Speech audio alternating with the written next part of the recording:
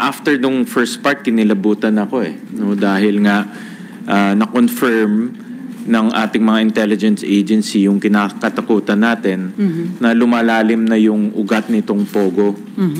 Malalim, ibig sabihin yung kanilang impluensya umaabot na sa mga politiko, maabot na sa mga enforcement agencies tulad ng Kapulisan, Bureau of Immigration, pati yung mga local na criminal syndicates ay nakakasama na nila. Hindi na siya ordinaryong kriminal na pumasok lang dito at mahuhuli natin. Lumalawak na yung kanyang galamay. At ang kinakatakutan ko, baka umabot sa punto na hindi na natin makokontrol itong mga ito, sila na ang kokontrol sa gobyerno natin.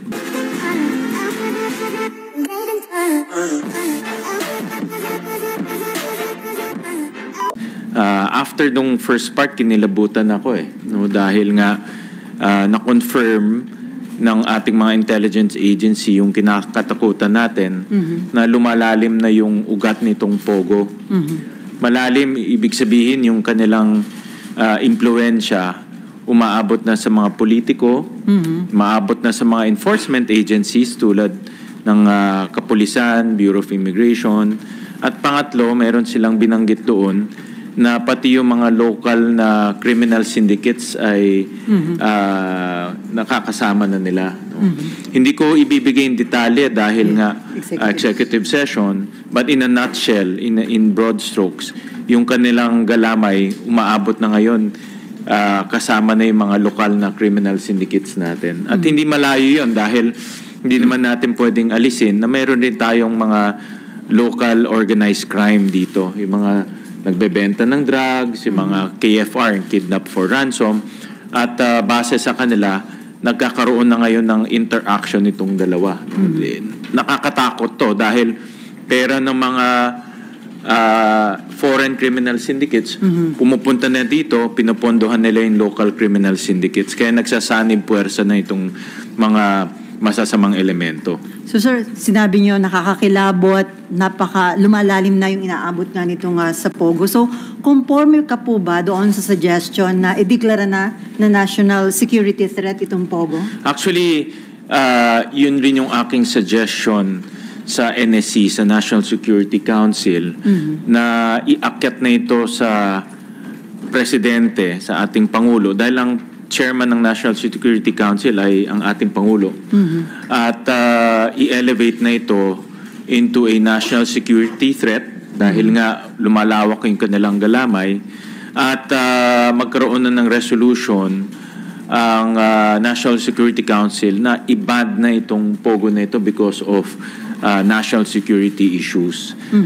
Hindi na siya ordinaryong kriminal na pumasok lang dito at mahuhuli natin, lumalawak na yung kanyang galamay. At ang kinakatakutan ko, baka umabot sa punto na hindi na natin makokontrol itong mga ito, sila na ang kokontrol sa gobyerno natin. No? Kasi may mga tao na silang binabayaran. Any commitment from the NSC na gagawan sila ng resolution, sir? Nag-commit yung representative kahapon na ilalahad nito o i-bring up nito sa national security meeting nila dahil siya rin mismo conforme siya na ito ay isang national security threat. Kaya actually lahat kahapon ang maganda kasi si Senator Risa, tinanong niya isa-isa at lahat, of course Puera Pagcor, pero lahat conforme na ito ay national security threat at walang mabuting idinudulot para sa ating bayan. Pagdating naman po dun kay suspended Mayor Alice Guo, dun po ba sa mga information na nag-gather nyo yesterday, na-establish po ba yung kanyang connection dun sa ni-raid na Pogo Hub sa Banbantarlac? Again, without going into the details, pero lumalabas na merong konkretong ebidensya na may link siya sa mga criminal syndicates na nag-organize nitong Pogo sa Bamban. So meron siyang link dito sa mga organized crime. At in fact, mayroon ding mga information na siya mismo gumagalaw para magkaroon ng connection sa iba't ibang mga ahensya. No? Again, hindi ko na madidetalye, no? Pero base sa briefing namin kahapon sa executive session, siya mismo may active participation na mabuo yung kanyang connection sa iba't ibang ahensya. So mahirapan ba si Mayor Go sa sinasabi niya na patutunayan niya na inosente siya at lilinisin niya yung kanyang pangalan on this matter? Karapatan niya yun, no? Na patunayan na inosente siya. Pero para sa akin, malinaw kasi yung mga dokumento, Sally. Yung letter of no objection, nakapangalan sa kanya. Yung application ng Hong Sheng, nakapangalan sa kanya. Yung building permit, siya ang applicant. Lahat ng mga iba't ibang permit, siya yung applicant. Yung Baofulan, siya yung may-ari. So lahat ng dokumento nakaturo sa kanya. No? At yung Baofulan, binuo para, isa lang naman ang objective ng Baofulan. Binuo yan para makapasok itong Pogo sa Bamban.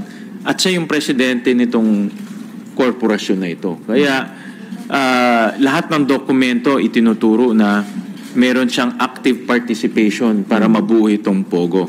Bigyan ko kayo ng halimbawa, linabas doon sa hearing yung application sa PLDT for internet. Yung application na yon siya ang nakapangalan doon. So ibig sabihin, itong internet kasi mag-a-apply ka para sa Pogo eh. No, hindi to nakita ko yung bill 120,000 per month kasi nga high capacity line, no? Tawag nila lease line. Hindi to yung pangbahay na application, ito yung application niya para sa Pogo facility. So ang punto ko doon, meron siyang active participation para mabuo yung Pogo. Hindi lang siya representative, kundi active siya nag-apply sa PLDT para mabuo yung Pogo. So, hindi natin matatanggal yung ebidensyang yun. So, dahil nga kiniklaim na innocent daw siya, ngayon po nag-file ng motion for reconsideration sa Office of the Ombudsman, yung abogado ni Mayor Guo, para daw i-lift yung preventive suspension issued by the Office of the Ombudsman. Sa tingin nyo, hindi ito mapagbibig? Delikado yan. Delikado na ma-lift yung preventive suspension dahil gusto natin pati yung mga nagtatrabaho sa municipal hall ng Banban magsalita. No? Siyempre, kung mayor ka, matatakot yung mga nagtatrabaho doon na magsalita. No? At gusto natin patawagin rin yung mga ibang nagtatrabaho doon para ibigay yung impormasyon sa atin kung ano yung kanilang nalalaman, ano yung kanilang nakikita at sino yung nag-uutos sa kanila. Pag nandyan siya, obviously, pwede niyang impluensyahan niya. Kaya, importante na patuloy yung kanyang preventive suspension habang nag-iimbestiga yung mga enforcement agencies. No? Senate, kasama na doon ng Senado, kasama na ibang mga ahensya. So you're hoping na hindi... I'm hoping. Ako I'm very confident na hindi mag-grant yan. No? Nabasa ko yung order ng ombudsman at yung petition ng DILG at matibay, no, yung petition ng DILG. So I'm very confident hindi magagrant. Pero having said that, gusto ko lang ipaliwanag na pag ma-lift yung suspension na yan, may impluwensyahan niya yung mga taong nagtatrabaho doon. No? So importante yung mga nagtatrabaho doon ay makapagsalita sila ng malaya. Ngayon po ba, sir, may po kayo na takot magsalita? Yung mga... natural tendency yan ng mga employees sa City Hall or sa Municipal Hall. Kung andyan si Mayor, talagang mag-iingat sila magsalita. No? Sir, sinabi ni Mayor Guo na handa siya magpa-DNA test only if her recognized birth mother, yung kanilang family na former helper ang magsisurface. Handa daw siya na magpa-DNA test. Okay rin yun. Kung yan ang magpapatunay ng kanyang citizenship, okay rin yun.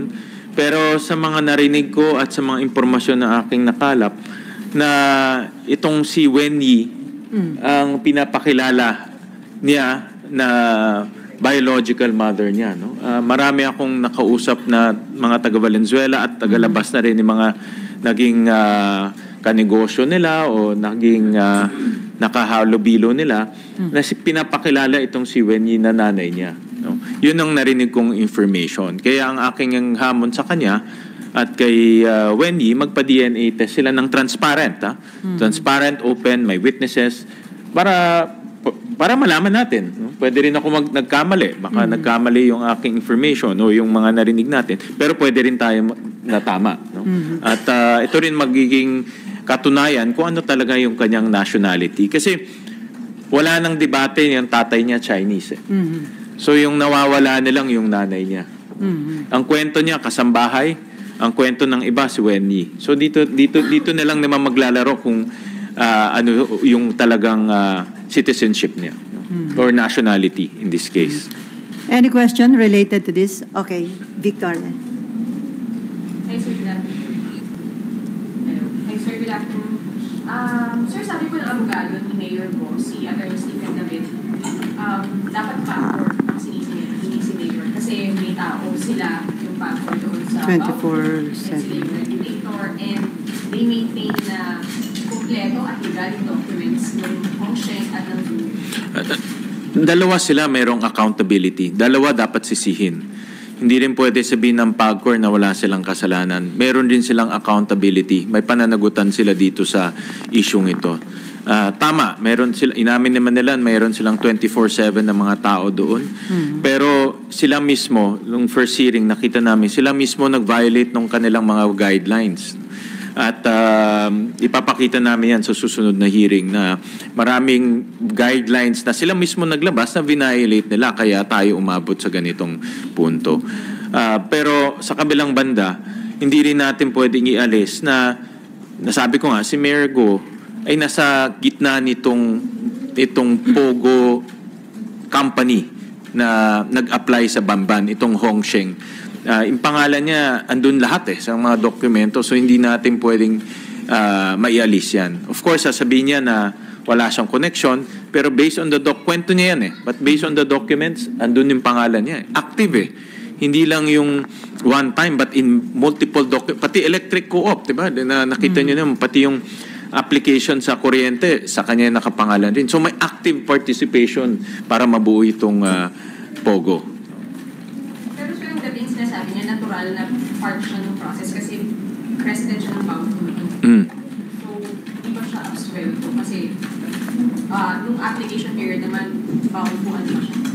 Official. Yeah, Baofu official siya. Siya ang presidente ng Baofu. 50% ng Baofu sa kanya. But at the same time, siya rin yung applicant para sa Hong Sheng. Yung Hong Sheng yung na-raid No? At itong Baofu development, ginawa to para sa Hong Sheng.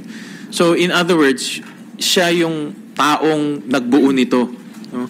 Of course, sinasabi niya mayroong iba, pero again, dapat tignan natin yung dokumento. Sa dokumento, siya yung nagbuo nito. No? At siya talaga ang may active participation o gumawa siya ng paraan para mabuo rin ito. At the same time, yung mga partners niya, mayroon siyang 4 na partners, isang Filipino, at pinuntahan namin yung si Miss Carion. Apparently, si Miss Carion is a clerk sa kumpanya nila. No? Nagtatrabaho siya sa mga GWOS and hindi siya high-ranking official, clerk lang siya. Yung 3, may criminal records. No? 2 doon yung nahuli sa Singapore. Yung isa doon, mayroong warrant of arrest sa China na nagtago nung nagkaroon ng raid. So, pag titignan mo yung kabuuan, no, partner mo, mga pugante, ikaw may active participation ka sa pagbubuo nito, hindi mo pwedeng sabihin wala kang alam No? Parang parang imposibleng wala kang alam. Ikaw ang gumalaw para mabuo ito lahat no? Sir, last, saan po, nasa na sila Mr. Angel Tubo and si Wendy? And kung nakalabas na po sila ng bansa, paano ma-apektuhan yung investigation? Based on my information, according to the Bureau of Immigration, umalis sila nung May 20. That's last month. This is after the first hearing. No? Nagkaroon tayo ng first hearing. After a few days, umalis sila. No? And Chinese citizen sila no? Mayroon tayong picture ng passport sila. So wala silang obligation na bumalik dito sa Pilipinas. No? They can stay there forever. No? Habang nangyayari ito dito, pwede silang doon na muna tumira. No? Kaya yan ang magiging problema natin dahil wala na si Wendy. Hindi rin nating hindi na makakapag-DNA para malaman yung kanyang nationality.